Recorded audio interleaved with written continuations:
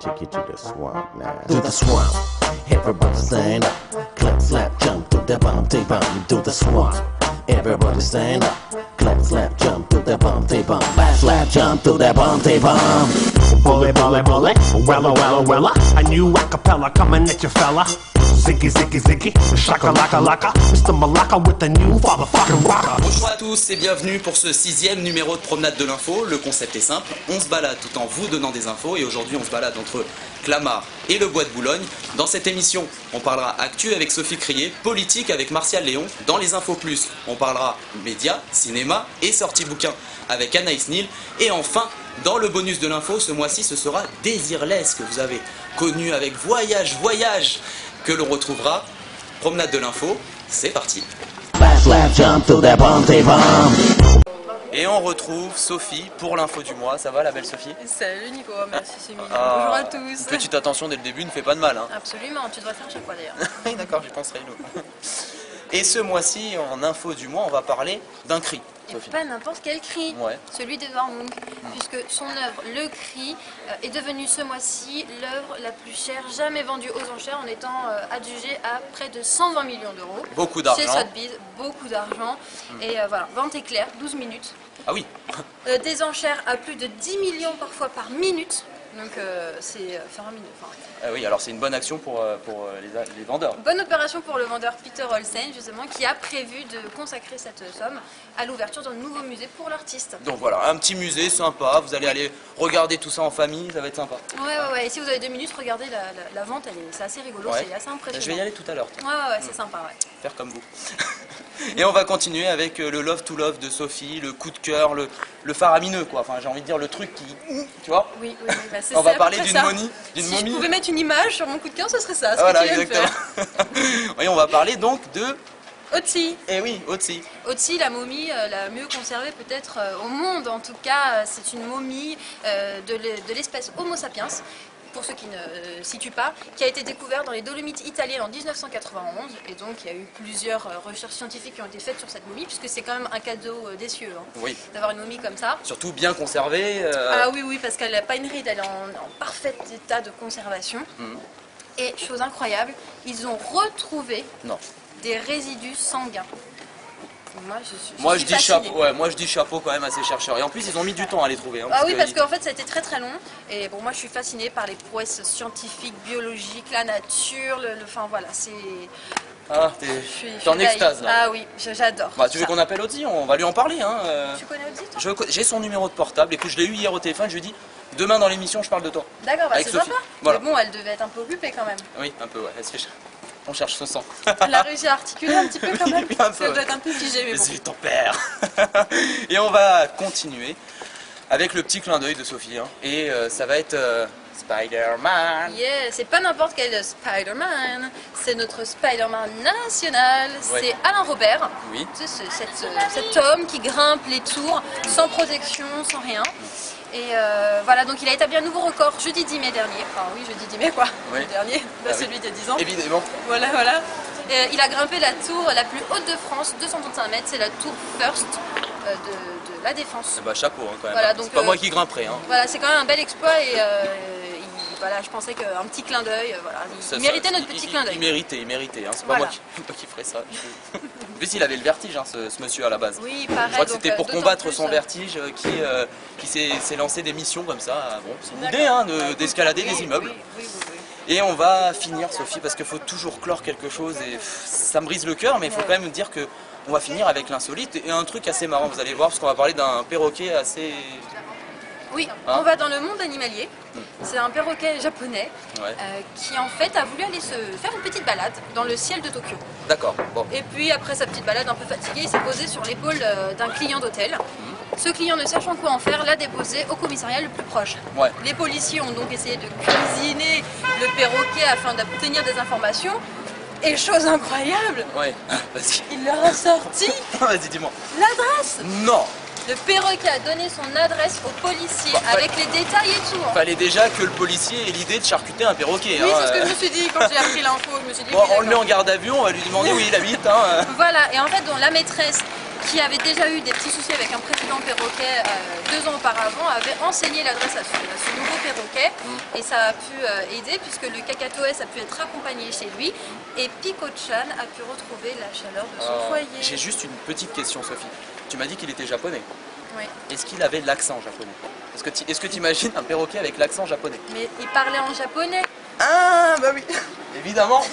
Il n'a pas donné l'adresse en français, hein. Évidemment. Et comment elle me piège, elle est maligne quand même. Oui, il croit que je suis blonde. C'est une illusion. C'était juste pour montrer que en fait Sophie est intelligente.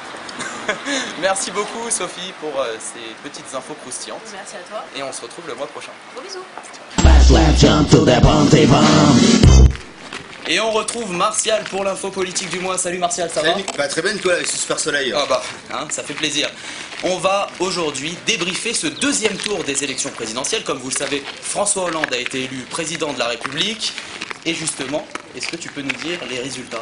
Tout à fait, donc François Hollande avec 51,8% devient effectivement président de la République, Nicolas Sarkozy 48,2%, au niveau des taux d'abstention 18,97%, dans la ville de Tulle, bah, pas de surprise, François Hollande sort vainqueur avec 75,7% et Nicolas Sarkozy 24,3%, au niveau de Neuilly, le contraire, effectivement c'est Nicolas Sarkozy avec 84,2% et François Hollande avec 15,8%. Voilà, c'est ce qu'on appelle des fiefs. Hein, voilà. des... Et pour la ville de Paris, donc François Hollande avec 55,6 et 44,2 au niveau de Nicolas Sarkozy. Voilà, le contraire de 2007 où Nicolas Sarkozy était en tête. Tout à fait. Et justement, on connaît François Hollande, mais qui est-il réellement? Est-ce que tu peux nous décrire quelques dates symboliques de son parcours? Un portrait assez rapide. Donc François Hollande, 30 ans de vie politique, 24e président de la République au niveau français, 7e de la République, de la 5e République, et 2e président du Parti Socialiste depuis 1958. Il est né le 12 août 1954 à Rouen. Il démarre en fait en faisant donc, le meilleur élève à la promotion Voltaire de l'ENA. Où il rencontre Ségolène Royal. Voilà, tout à fait. En 81, il devient chargé de mission pour les questions économiques à l'Élysée sous François Mitterrand. En 88, il devient député en même temps que Ségolène Royal, donc on va savoir c'est le seul couple de l'Assemblée nationale, pardon, effectivement. Ils étaient un peu plus haut que ça. Voilà. En 97, il devient chef du PS, donc il occupera ce poste jusqu'en 2008. Il sera également en 2001 maire de Tulle, préfet de Corrèze, jusqu'en 2008. Et en 2011, il sort vainqueur de la primaire PS contre Martine Aubry. D'accord. Voilà. Et l'élection de François Hollande veut dire formation d'un gouvernement. Tout à fait. Alors, quels sont les principaux ministres marquants? Il a quand même beaucoup. Il y en a 34. Effectivement, il y a 34 ministres, dont 14 ministres délégués. On retrouve donc Jean-Marc Ayrault, Premier ministre, Affaires étrangères, Laurent Fabius, au niveau de l'économie-finance, Pierre Moscovici, Jean-Yves Le Drian pour la défense. On retrouve également Michel Sapin pour l'emploi, Manuel Valls à l'intérieur. Au niveau de redressement productif, c'est Arnaud Montebourg et Marisol Touraine pour la santé. Voilà, donc les principaux. C'est les principaux, tout à fait. Et n'oublions pas les législatives le 10 et le 17 juin prochain, rendez-vous très important. Merci beaucoup Martial pour ces infos politiques. Voilà, c'était un petit débrief, c'est génial. On aime toujours ce petit débrief avec Martial. Merci beaucoup. Merci. Slap, jump to the bomb. Et on retrouve notre chère Anaïs pour les infos plus. Salut, ça va? Coucou Nico, bah écoute, ça va. Aïe aïe aïe aïe aïe. Oui, ouais. Bah non, en fait j'ai pas... Qu'est-ce qui se passe? Bah écoute, j'ai voulu jouer la belle gosse pour promenade de l'info et comme le changement c'est maintenant, du coup j'ai acheté des chaussures neuves et j'ai hyper mal aux pieds. D'accord, qu'est-ce que tu veux? Tu veux un petit massage, quelque chose? Non mais ça va pas ou quoi? Ah bon, mince. Non mais attends, c'est pas promenade de l'info, hein. Oui, c'est vrai, c'est disons-le. Non parce que Nico joue pas ton petit Georges Tron avec moi, hein. Petit massage des pieds pour prendre son pied. Moi je me méfie surtout depuis qu'on peut plus porter plainte au tribunal. Ça c'est vrai, c'est vrai. Et c'est l'actu média. Exactement, parce que moi, tu te demandes si je te fais confiance, je te réponds bah non, comme Tristan. Oh, ça c'est la boutade du mois. C'est ça, bah, comme tous les mois. Non, en fait, bah t'es au courant, John Travolta. Oui. Et bah John Travolta, moi ça m'étonnerait pas qu'il débarque en France justement. Ouais. Depuis qu'on peut plus porter plainte contre harcèlement sexuel. Évidemment, mais heureusement ça va être remis en place bientôt. Parce que... écoute, parce que quand même il est poursuivi en justice par son masseur pour harcèlement sexuel, tripotage excessif. Et d'ailleurs il paraît que ces petites papouilles cochonnes, ça l'a beaucoup aidé au début de sa carrière. Ah bon, bah. Le Travolta. Allez, je m'y mets. Non mais dis donc. Non, le Travolta un peu comme toi d'ailleurs, il est chaud bouillant, hein. Oh. Et bah normal, hein, quand on a eu la fièvre du samedi soir. Eh oui. Et là tu m'aimes, là tu m'adores, parce que la transition, je te la porte sur un plateau. Exactement. Quel samedi soir. On va parler du film Le Prénom. Exactement. En actu cinéma. C'est ça, Le Prénom avec Patrick Bruel. Ouais. Déjà 3 millions d'entrées, ça cartonne. Hein. Ouais, mais moi aussi, je fais partie des 3 millions. Voilà, c'est ça, c'est grâce à toi en fait. Ah ouais. En fait, moi je supporte à fond ce film, je soutiens parce qu'avec un titre pareil, Le Prénom, arrive à se faire un nom, chapeau. Hein. Wow, Entre nous, Nico, tu sais, c'est quand même une vraie tare, hein, un prénom mal choisi à la naissance. Oui. Non, parce que moi, j'ai un pote, par exemple, qui s'appelle Nicolas, pas facile. Hein. Oui, enfin bref, pour en revenir au film... Je ne me sens pas visé, hein, si vous regardez... Non.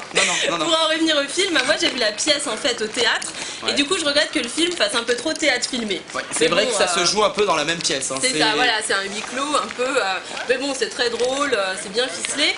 C'est vrai qu'avec quelques coupes, Patrick Bruel aurait été mieux coiffé. Ouais. Deuxième boutade du jour. Oh là là, mais qu'est-ce qu'elle est forte cette Anaïs. Non, c'est vrai que ça aurait gagné en rythme avec une ou deux séquences en moins. Oui. Mais bon, là je cherche un peu la petite bête. Ouais, c'est vrai. Tiens, d'ailleurs, t'as vu avec le beau temps qui revient, les petites bêtes, c'est pas ce qui m'a... Ah, au secours une bestiole. Allez où, tu veux que j'appuie? Mais non, même pas peur. Au secours une bestiole, c'est le titre du bouquin. Et on va parler de ce super livre ce mois-ci. C'est ça, petit manuel anti-stress face aux bêtes qui nous embêtent. Et oui.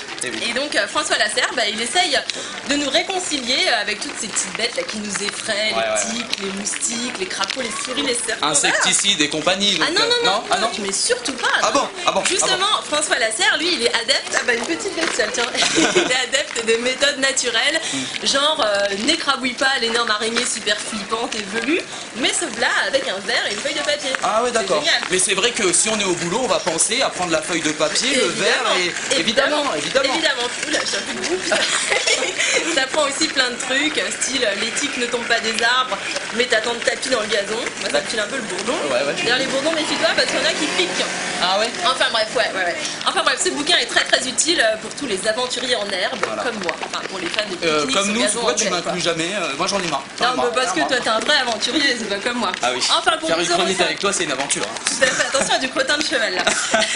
Il dit pas comment on fait dans le livre. Enfin pour 12,50 €, en tout cas c'est plein d'humour.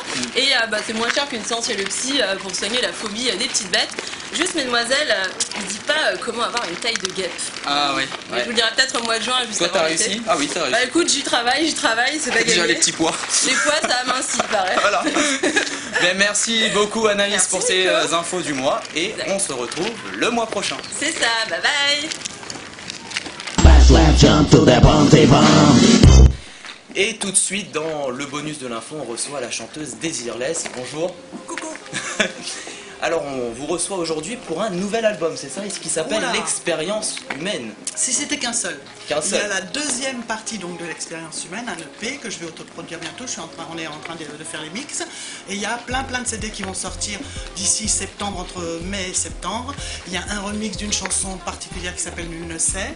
Et donc ce sera qu'un album de remix de cette chanson. D'accord. Et il y a, que je n'oublie rien. Ah oui. Là je suis aujourd'hui en ce moment, là cette semaine j'étais en train de préparer la réédition d'un album I Love You que j'ai fait avec Charles. D'accord. Voilà, qui va être bientôt prêt aussi. J'en oublie.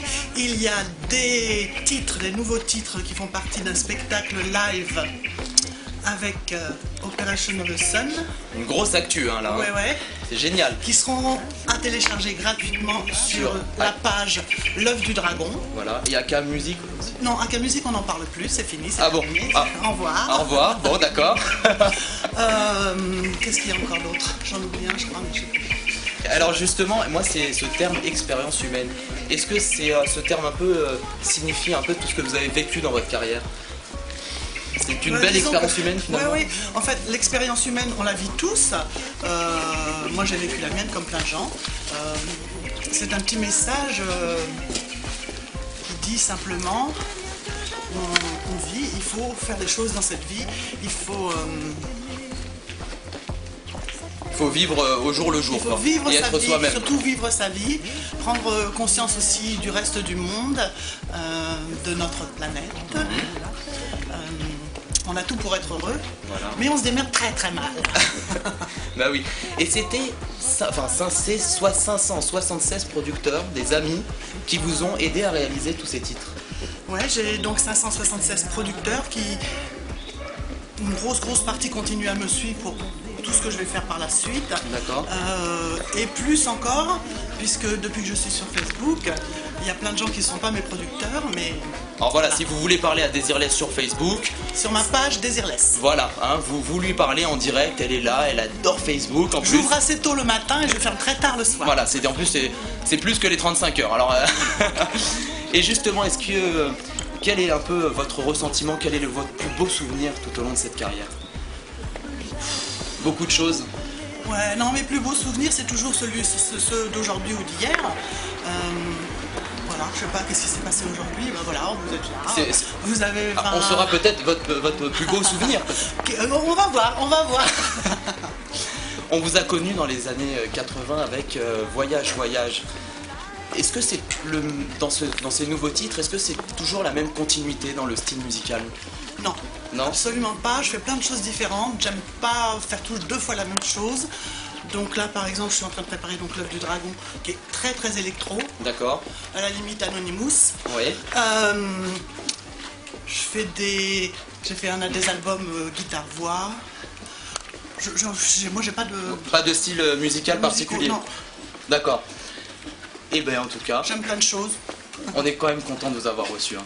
Et ben moi aussi, pour cette Désirless. promenade. Et vous avez intérêt à télécharger, légalement bien sûr, son album Expérience Humaine et tous les titres que Désirless a cités à l'instant. Merci beaucoup d'avoir accepté notre invitation. Il n'y a pas de quoi. Au revoir. Gros bisous à tous. Nous retrouvons Cédric Lorenzi, que vous retrouvez en concert Au Théâtre des Blancs-Manteaux, le 2, le 8, le 15, le 22 juin, Paris Centre, Hôtel de Ville. Voilà, et vous pouvez écouter un petit extrait pendant qu'on parle.